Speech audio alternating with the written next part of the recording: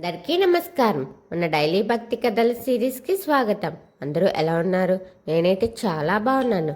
మీరు ఎలా ఉన్నారో కామెంట్ రూపంలో తెలియజేసేయండి. మరి ఈరోజు భక్తి కథ ఏంటో తెలుసుకుందామా? మరి ఆంజనేయ స్వామి సూర్యుడిని ఎందుకు మింగుతాడు? ఈరోజు మనం తెలుసుకోబోయేది ఎంతో ఆసక్తికరమైన విషయం. ఆంజనేయ స్వామి సూర్యుడిని ఎందుకు మింగుతాడు?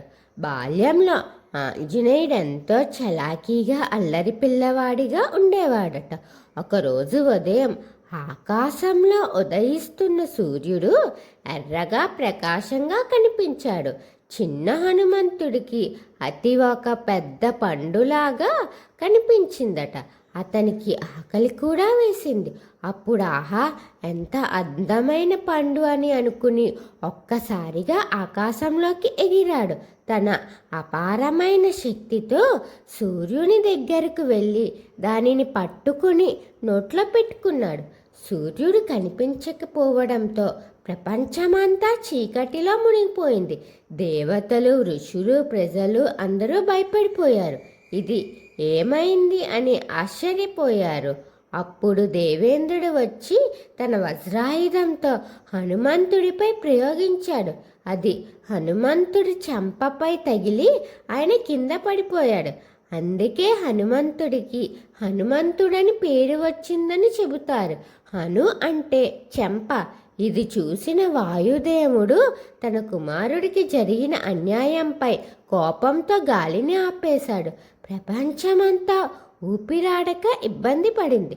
అప్పుడు బ్రహ్మ, విష్ణు, శివుడు మరియు ఇతర దేవతలు వచ్చి హనుమంతుణ్ణి క్షమాపణ కోరారు. ఆయనకు అనేక వరాలు ఇచ్చారు.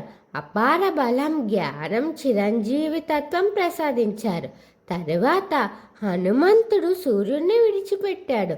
మళ్ళీ ప్రపంచానికి వెలుగు వచ్చింది. ఈ కథ మనకు ఏమి చెబుతుందంటే, హనుమంతుడు చిన్నవాడైనా అపార శక్తి కలవాడు.